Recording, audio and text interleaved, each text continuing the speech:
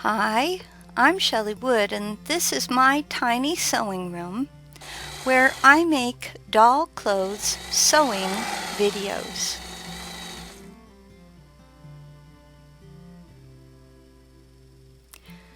Today I'm going to show you how to make a puffy petticoat for fashion dolls like Barbie, vintage ideal Tammy dolls, and similar sized fashion dolls.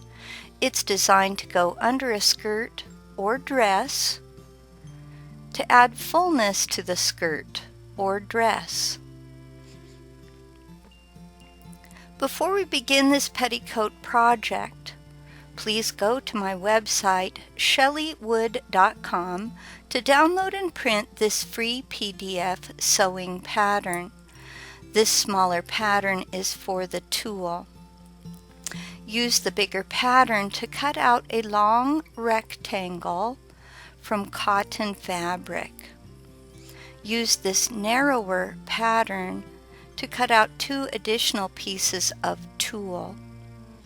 You'll also need to cut a waistband piece. The waistband is also made of cotton. Here's what tulle looks like in case you were unaware of it. And your cotton, you'll want your cotton to be very thin. So I have suggestions on my website for what you might use for that.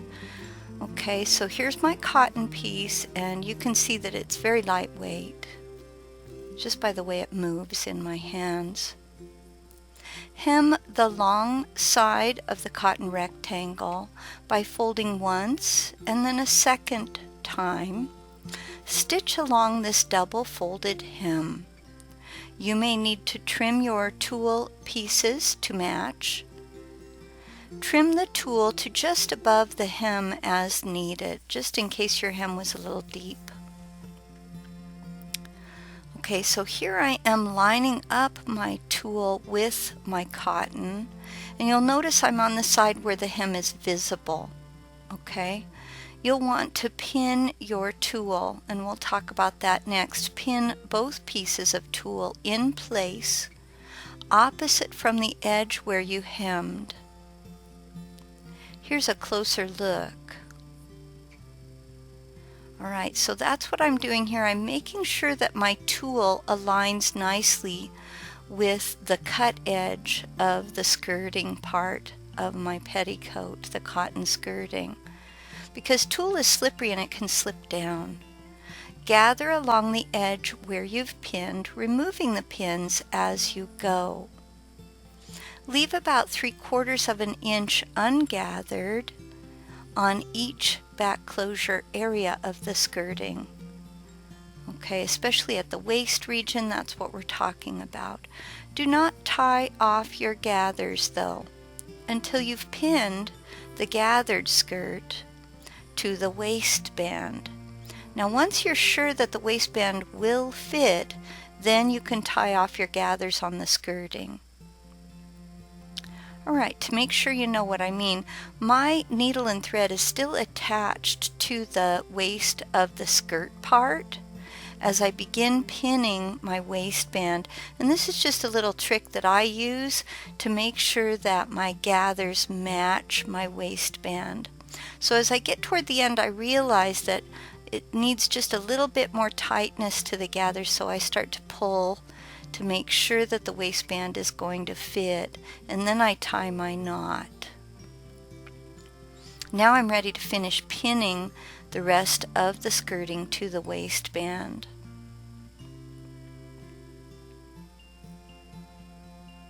So here I am just finishing off the pinning now that I made sure that my gathers will match that waistband nicely. Use a backstitch to sew the waistband to the gathered part of the petticoat, removing straight pins as you sew along. If you need help with backstitching, I have a tutorial for that. Just look in the description below this video on YouTube. Now that you've attached the waistband, open it up along the right side of the petticoat, and pressing your thumb against the seam you've made, fold the edge of the petticoat's back closure toward the wrong side of the skirt, folding once, then again.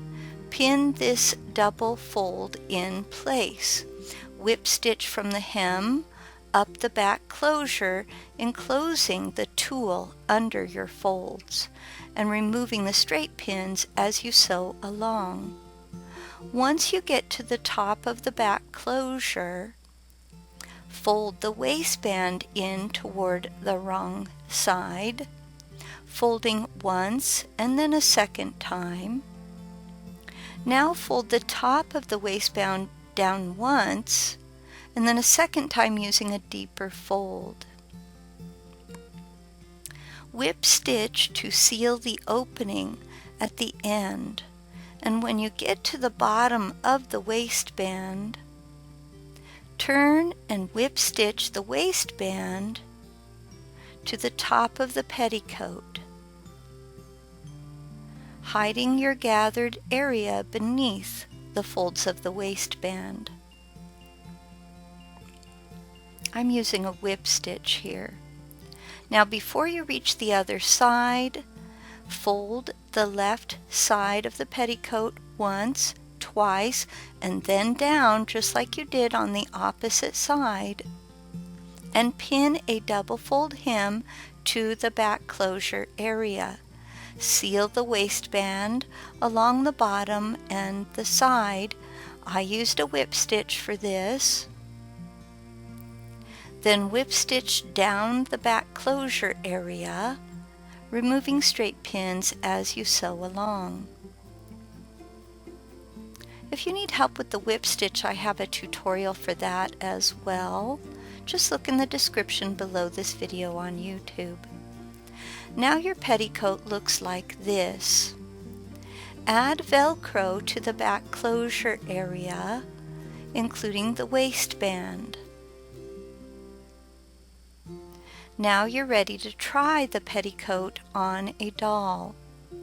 Placing the petticoat under, for example, a circle skirt, adds fullness to that skirt.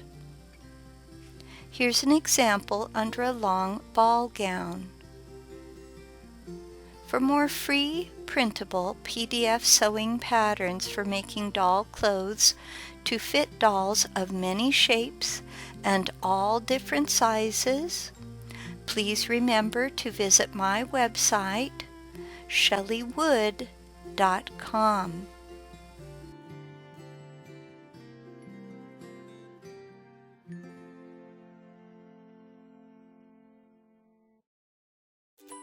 What if there was an easy way to take a big doll pattern and resize it to fit a little doll, or vice versa?